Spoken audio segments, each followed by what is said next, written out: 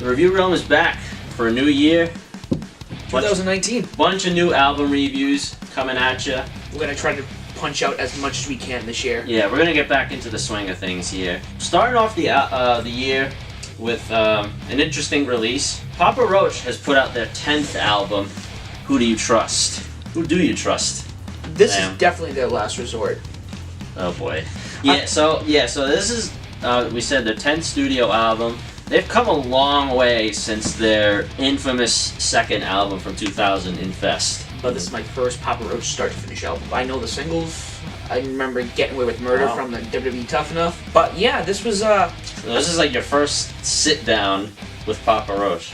I listened to this album twice today to really get the feel for it. And I have a lot to say. Papa Roach has been they were one of those bands that started up, had that huge rise early 2000s. That alt metal and they're one of those bands from that rise that's still going. 10 albums, that's a lot under their belt that they've done all these years. I didn't think they were still around. And I commend them for that. I commend them for, still being around and, still putting out music. Who Do You Trust is one, it's a lot different. If we were to do the 10-year challenge for Papa Roach, that'd be a huge difference from 2009 to now.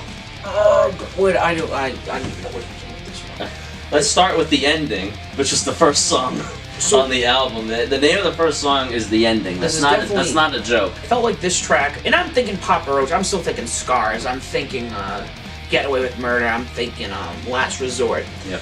And this song kicks in with that synthy kind of beginning. Okay. And then the song progresses. This song, I would say, really sets up the whole album. It's not I wouldn't say it's the strongest beginning track, but it does tell you what to expect from the rest of the album. Yeah. I'm going to come off the bat and say what I thought of this album. Start with The Ending. When I heard The Ending, I thought I was listening to Imagine Dragons. That was my thought for the album. But this particular song, I really felt, not that I don't like the Imagine Dragons, surprisingly I can tolerate them. But I was just like, this was highly unexpected. Highly unexpected. Renegade Music was one of the singles, and that's one of those ones that I can't really point out why I'm not too thrilled about it. It was either this or Elevate. I forgot what song it was. Yeah. But listening to one of those songs, I felt like I was listening to that Fall Out Boy song from the last album. Oh boy. When it comes to Save Rock and Roll. Does it Light 'Em Up? I think so. I got that vibe from it. And there are times when the lead singer does sound like Patrick, the lead singer of Fall Out Boy at times. The vibe I get, I don't know if it's just because the name Renegade is in the title of the song, but I get kind of like a Rage Against the Machine kind of vibe. But I mean, mostly because there's that cross between like metal, not metal, I mean rock and rap. Yeah, let's be clear on this one. This album, it's not super heavy. There's a lot of songs that do have rap elements in it, which is fine. Not the Only One was another single, and this is probably my most favorite out of the singles that came out. It starts off acoustically, and I like that all the different parts in this one. I think they did a good job with it. There's a lot of tracks on here. I just remember a lot of them having acoustic openings. We'll listen to the album twice, which I don't mind the acoustic bits, but they definitely went poppy on this album. Oh, absolutely. Who Do You Trust? The title track was another single. I feel like bands put out so many singles for their albums these days. It's like 4 or 5. It's like half the album gets released as singles. I mean, for most bands, I think nowadays. Oh, they used to do that back in the day, though. I don't feel like there was many singles. I'm talking like back in the day. Yeah. Like in the 70s. It just feels like there's like a lot. The first time I heard this title track, I was not very impressed with it. I was trying to figure out, like, why was this chosen as the title of the album? Why was this chosen as a single? And then, that was the first few times I listened to it, and then after those times, I kept trying to listen to it. I kept trying to figure out what's so special about it. And, I tried to put a lot of my focus on the lyrics. Who do you trust? And I'm trying to decipher Jacoby's lyrics. And I'm thinking to myself, you know what? He kind of has a point. I feel like now we're in we're in a time where, trusting people is at its hardest. Yep. I really do feel that way with our society today. So once I got that message down to it, I understood the song a little bit more. Elevate, I was like, whoa, okay, they're trying to really go for a more like hip-hop, like rap kind of sound with this one. Yeah, no, generally overall, there were just songs I felt like they were definitely trying to capture different popular markets right now.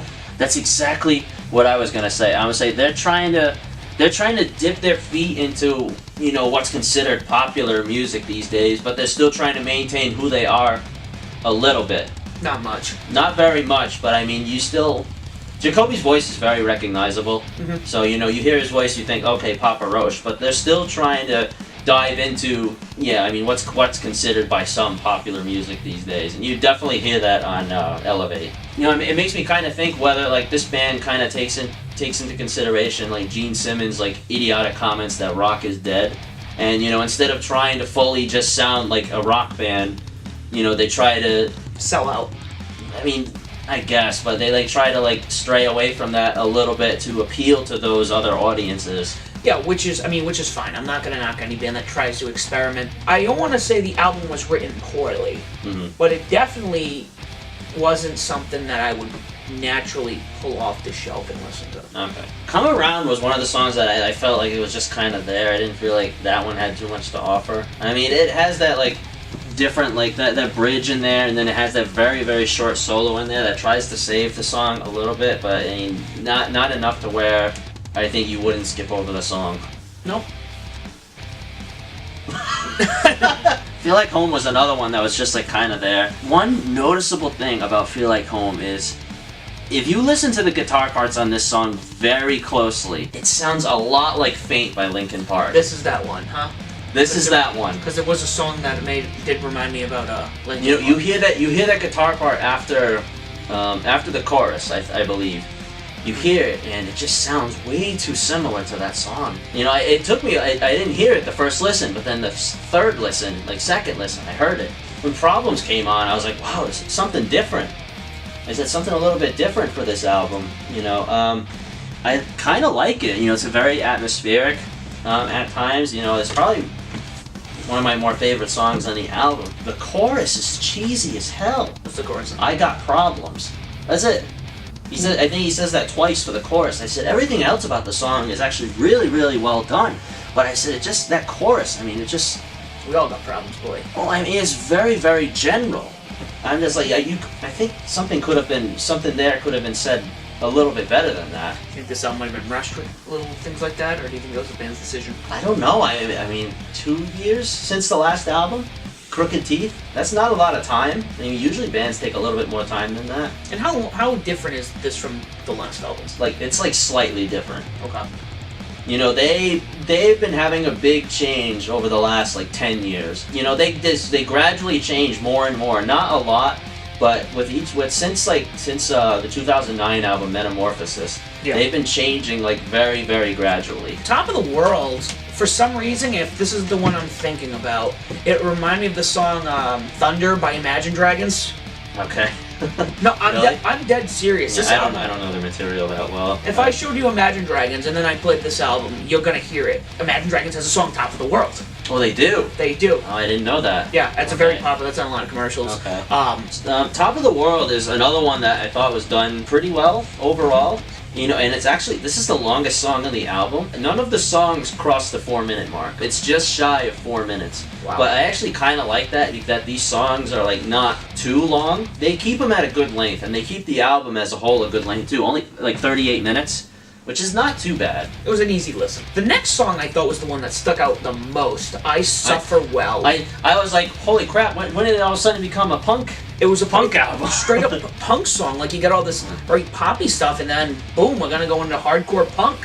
It was a nice curveball for the album. I mean, despite the direction the album was going in, you get thrown in with this song, and I think that the message from the band for this song is trying to say, hey, you know, maybe we might be switching things up a little bit, but we haven't forgotten, like, our roots. Yeah. Like, we don't forget where we came from, you know, and I like that Very important. about this song. It definitely, I don't want to say it fits the album flow, but it definitely throws a It puts a curveball. spin on it. Yeah. Yes.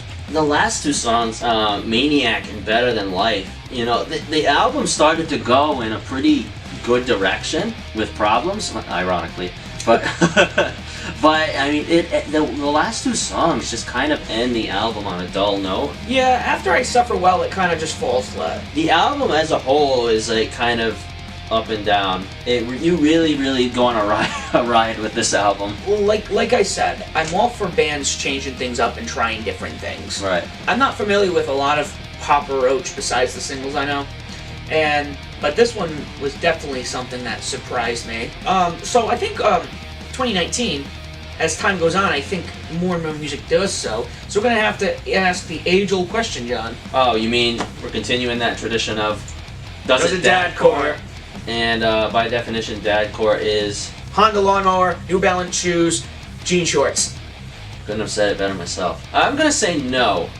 No, I wouldn't. The doesn't. band you would feel like would, but then you listen to the album and it's not something that you see yourself listening at the age of 45 while you're have your Bud Light in a koozie. I mean, they still maintain who they are, which is great. But I mean, They're not afraid to do new things. yeah, they're definitely trying to get into that market. They're trying to get in there with like the Post Malones and I'm so glad there's no trap music in there. all that other crap Oh man, that's out there. But I mean, I'd rather listen to Papa Roach any day sounding like this. That's perfectly fine than any of that other popular music these days. Putting on an album like this, so be it. I accept it. What do you guys think of the album?